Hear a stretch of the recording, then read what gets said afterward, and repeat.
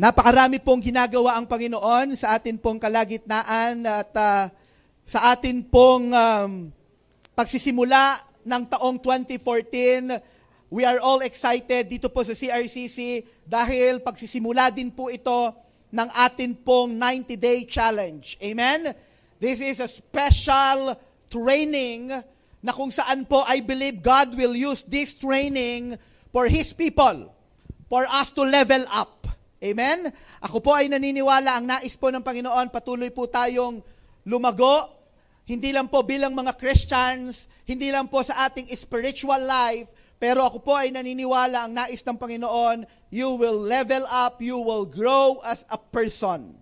Amen? Kung ikaw ay narito ngayon, and you are already married, ang nais ng Panginoon, ikaw ay mag-level up that you will grow as couples, as husband and wives.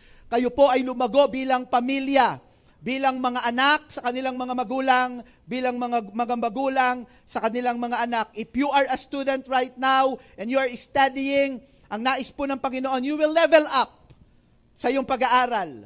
Para po sa mga nagtatrabaho, mag-level up po sa kanila pong hanap buhay at sa kanila pong negosyo. I believe that the desire of God is for us to grow at patuloy po tayong lumago. And God is excited to see each and every one of us growing in every areas, in every aspect of our lives. Kung paano pong ang magulang ay nagagalak na nakikita niya ang kanyang mga anak na lumalago, ako po ay naniniwala ang Panginoon din po because He is our Heavenly Father. And the desire of our Heavenly Father is for us to grow. Sabihin mo nga sa iyong katabi, level up na. At meron po tayong pag-uusapan na topic ngayon na somewhat related sa atin pong mga ginagawa, especially this 2014, month of January, ang Panginoon po ay hinahanda po tayo. Meron pong takbuhin or meron pong race. I believe as Christians, we are all runners. Amen? Meron po tayong takbuhin at ito po ang pag-uusapan natin na we will not just run. But I believe the desire of God is for us to win the race. And this is the title of our topic, Win the Race. Tayo po ay may takbuhin bilang mga mananampalataya. Hindi lang po tayo dito nabubuhay. We are here on earth, not just existing. Pero ako po ay naniniwala, meron pong plano, may layunin ang ating Panginoon because God is a God of purpose. And may purpose ang Panginoon. And God wants you to win. Amen? Meron pong takbuhin, may plano. At nais ng Panginoon, magtagumpay po tayo. Because you are a winner. Because our God is a victorious God. He is a winner. Amen? Sabihin mo nga sa iyong katabi, you are a winner. Ha? Hindi ka po nanalo ng loto. Higit pa po dyan. Tayo po ay mga mananagumpay dahil tayo po ay may Diyos ng tagumpay. And let us go to God's Word right now in the book of 1 Corinthians. Tayo po ay magtungo dito. 1 Corinthians written by Apostle Paul. At kung titignan po natin as an apostle, siya po ay mananagumpay. 1 Corinthians chapter 9, starting verse 24. Do you not know that in a race, all the runners run, but only one gets the prize? Run in such a way as to get the prize. Everyone who competes in the game goes into strict training. They do it to get a crown that will not last, but we do it to get a crown that will last forever. Verse 26, therefore, I do not run like a man running aimlessly. I do not fight like a man beating the air. No, I beat my body and make it my slave, so that after I have preached to others, I myself will not be disqualified to the prize. Dito po sa atin pong mga binasa ay hinalintulad po ni Apostle Paul ang buhay ng isang Kristiyano sa isang palakasan or sa isang sports. This passage was written with the backdrop of Isthmian Games. Ito po ay katulad, equivalent for our Olympic Games sa modernong Olympics. So meron po silang tinatawag noon na Isthmian Games. At I believe habang sinusulat po ni Apostle Paul ang 1 Corinthians chapter 9, ang nasa isipan niya po ay ito pong palaro na ito. This event was held every 2 years. At ito po ay malapit sa Corinth. That is why, nung ito po ay sinulat ni Apostle Paul para sa mga Christians sa Corinth, alam po niya na makaka-relate ang mga Corinthians, ang mga Corinthian believers. Why? Because familiar po sila dito. Ito po ay isang famous na paligsahan, na competition during their time. At ito pong Isthmian game po na ito ay nilalahukan ng iba't iba pong mga manlalaro. And athletes would compete in foot races, broad jumping, discus throwing, wrestling, boxing, gymnastics, at iba't iba pa pong mga palaro. And they would compete, each striving to get a crown. At ang reward po dito, a leaves of wild celery. Can you imagine that? Ang kanila pong pinaglalabanan ay dahon na ipuputong sa kanilang ulo. Alam niyo po ngayon, yung pong koronang halaman ay ibinibigay na lamang saan? Sa patay na lang po yan ibinibigay. But you know what? During their time, ito po yung kanila pong pinaglalabanan. At dito po ay isinulat po ito ni Apostle Paul at mayroon po tayong mga matututunan, important lessons we can learn how to win the race. And in this passage, we will learn 7 keys to win the race. 7 susi po na pwedeng gamitin natin, pwede po nating i-apply sa atin pong buhay upang tayo po ay magtagumpay sa takbuhin na ipinagkatiwala po sa atin ng Panginoon. Ano itong 7 keys to win the race? Unang-una po, number 1, dito po sa atin pong pinag-aaralan sa mga verses po na atin pong nabasa, number 1, proceed. Get going. Sabihin mo nga sa iyong katabi, proceed. Ano po ang ibig sabihin po nito? Tingnan po natin yung 1 Corinthians 9:24 at sabi po dito ni Apostle Paul, do you not know that in a race all the runners what? Run. Because you are a Christian, you need to involve yourself. Ikaw po ay dapat po tayo pong lahat ng mga Christians, tayo po ay kalahok lahat sa plano ng Panginoon para sa kanyang mga anak. Kung paano daw po ang mga mananakbo, all the runners will of course run. Na kapag ka alam ikaw ay mananakbo, you are a runner, ine-expect na you will run. Ganun din po tayo na mga mananampalataya. In order to run the race, we must first begin. Ano po itong gagawin natin? You need to involve yourself. I believe there is no way to win a race if you are not running. Amen. To win the race, it requires that you get in the race. You need to involve yourself. Ask your neighbor, are you involved? Involved po ba tayo? Tanungin mo nga siya, involved ka ba? Involved ka ba saan? Involved ka ba sa ginagawa ng Panginoon? Or you have your own agenda? Brothers and sisters, you can't just watch from the sideline and then expect that someday you will be rewarded.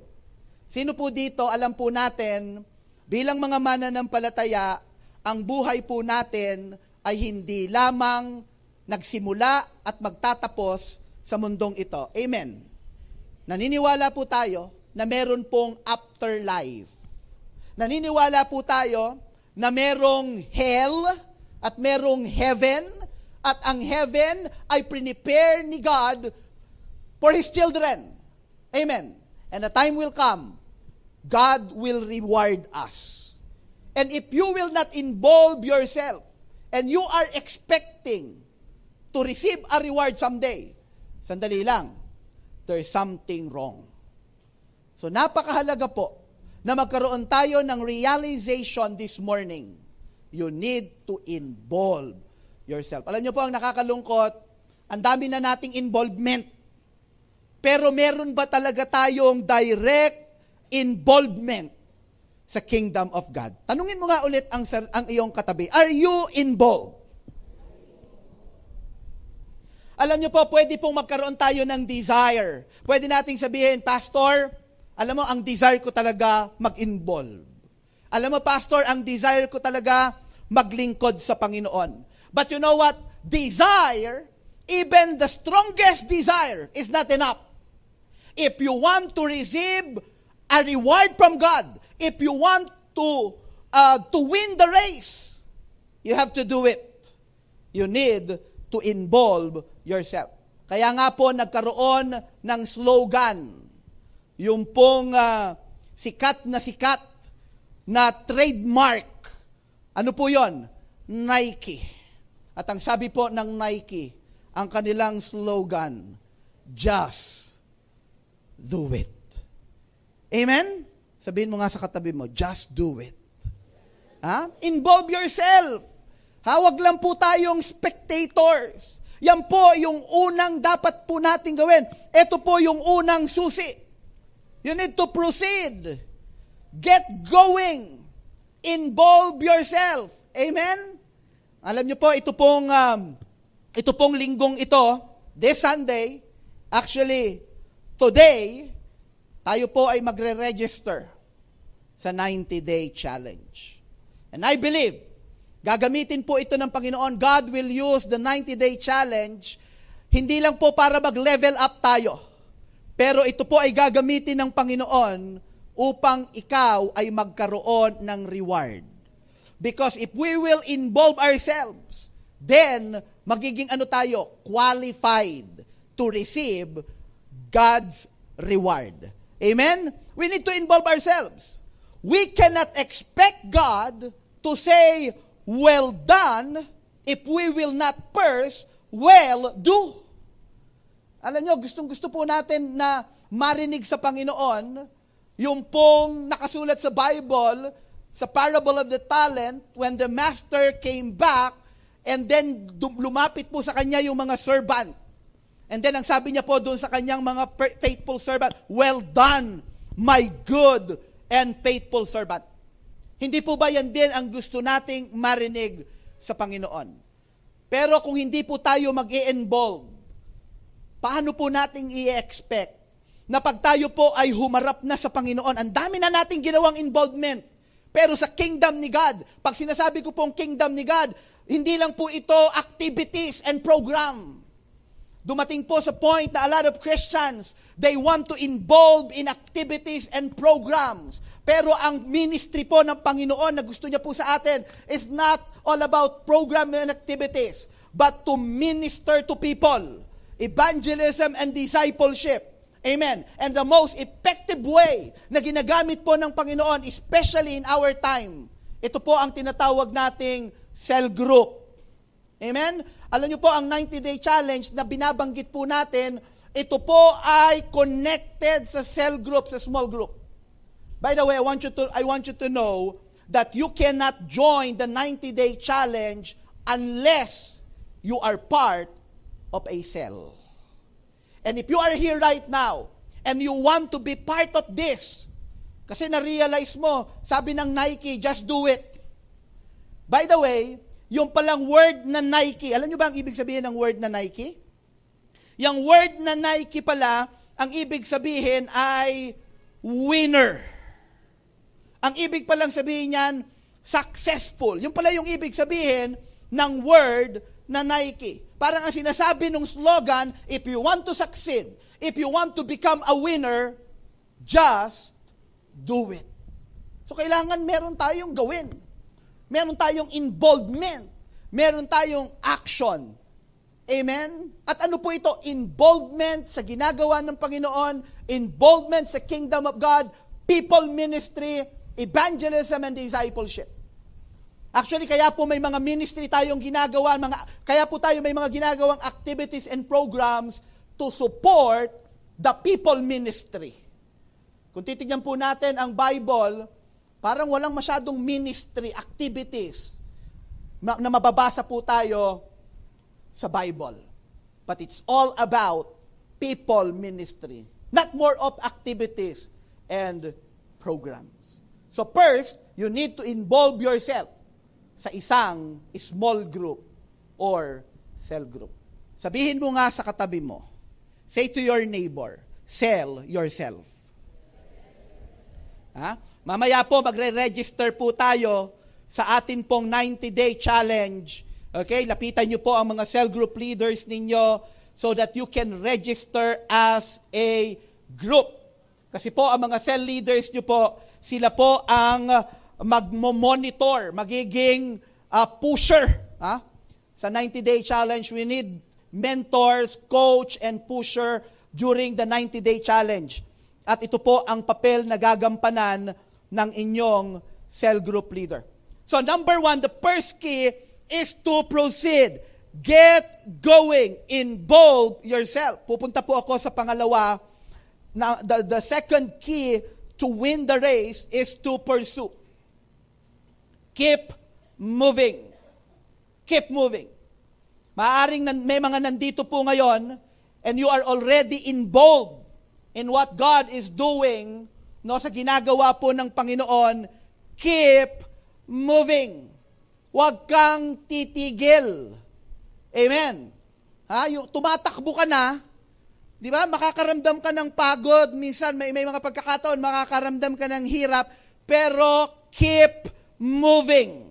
Sabi po ng 1 Corinthians chapter 9, verse 24, ito po yung pagpapatuloy, continuation of the verse. Ang sabi po ni Apostle Paul, run in such a way as to get the prize. Kaya po hindi tumitigil Bakit? Kasi meron siyang layunin Meron siyang gustong makuha. Ganun klase yung pagtakbo. This race isn't over until we cross the finish line. Kaya nga po yung tumatakbo sa takbuhin na ito, I believe tayo pong mga mananampalataya, meron tayong takbuhin, pero meron po yung hangganan, may finish line. I want you to know, brothers and sisters, the ministry of evangelism and discipleship, it's not forever. Pwede lang po tayong mag-involve dyan while we are still alive here on earth. I want you to know that in heaven, there will be no evangelism and discipleship anymore. And you will miss it. Amen? Yung hindi ka nag-involve, tapos nandun ka na, and then you realize, wow, ganito pa kalaki yung prepare ni Lord. And then you will realize na it's an honor, a privilege to be part ng evangelism and discipleship na ginagawa ng Panginoon dito sa mundong ito. Sabi mo, sayang. Di ba, ang dami kong involvement, hindi man lang ako nag-involve doon. Sayang naman. Ngayon ko lang na-realize. Napakahalaga po pala na hindi po tayo titigil. Keep moving. Running to win happens only with a strong commitment. Dapat po tayo committed to finish the race. Dapat po kailangan po pala yung commitment. But real commitment is making a solid agreement to do something. No matter what. Even during difficult times. Yan po yung commitment na nire-require sa atin. Keep moving. Pag ikaw po ay involved ka sa competition, sa takbuhin, involved ka sa ginagawa ng Panginoon, hindi po ibig sabihin yan, you will be problem-free. Hindi po. Makaka-experience pa rin po tayo ng mga problem, mga challenges, trials, but keep moving. Give your best. Na pag ikaw tumatakbo, ang desire mo to win the prize. Amen. Na you are not just running. No? Sino dito po? You are just running. Parang ikaw Christian ka, anong ginagawa mo? Wala lang, nagpo-flow lang ako sa pagiging Christian ko. Do you have the desire to win? Do you have the desire to get a prize someday from God? No? Minsan po parang may mga Christians na wala pong ganong drive.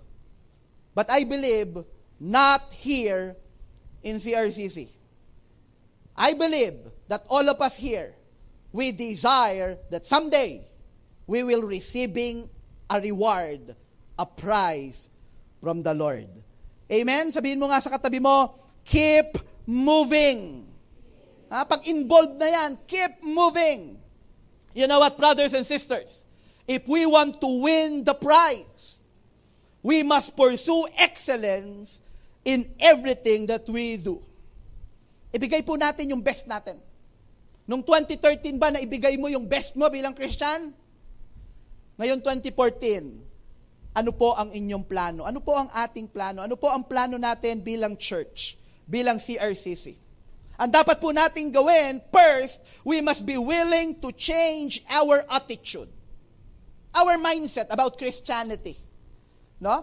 Ayaw po ng Panginoon ng lukewarm.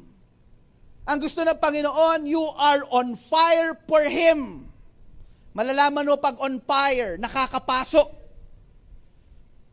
Pag dinikitan mo yan, mapapasok ka. Mararamdaman mo yung passion niya for God. Yung kanyang strong desire to serve the Lord, to win the prize. Nakakita na kayo nung ganon? Yung athlete na gustong-gustong manalo, yung athlete na gustong-gustong makakuha ng prize. Panoodin niyo po ang mga basketball player. Just observe those basketball players before the championship game. Paglabas pa lang po niyan sa dugout, iba itsura. Amen. Actually, pag ako po ay nanonood ng basketball, championship game, tinitignan ko pa lang kung paano lumalabas ang mga players sa dugout, may idea na ako kung sinong mananalo. Why? Tinitignan ko sino ba yung passionate talaga. Because many times, passion overcomes talent. Amen. Yung bang katabi mo ngayon, on fire for God? Tignan mo nga yan. Observe your seatmate right now. Ha? Or lukewarm. Nagpo-flow lang sa kanyang Christian life. We must be willing to change our attitude. Ito pong 2014, na hindi lang tayo magpo-flow. Nakikita kayo ng ganon, yung nakikitakbo na lang? Ha? Yung wala namang intensyon na manalo? Wala, sumali lang ako dito, kaya nakikitakbo lang ako eh. Marami pang bit-bit, di ba? May bag, di ba? Pero makita nyo yung mga gustong manalo? Pagaanan yan eh. Pati mga damit ngayon, tinitimbang, yung medyas, sapatos. Mas magaan at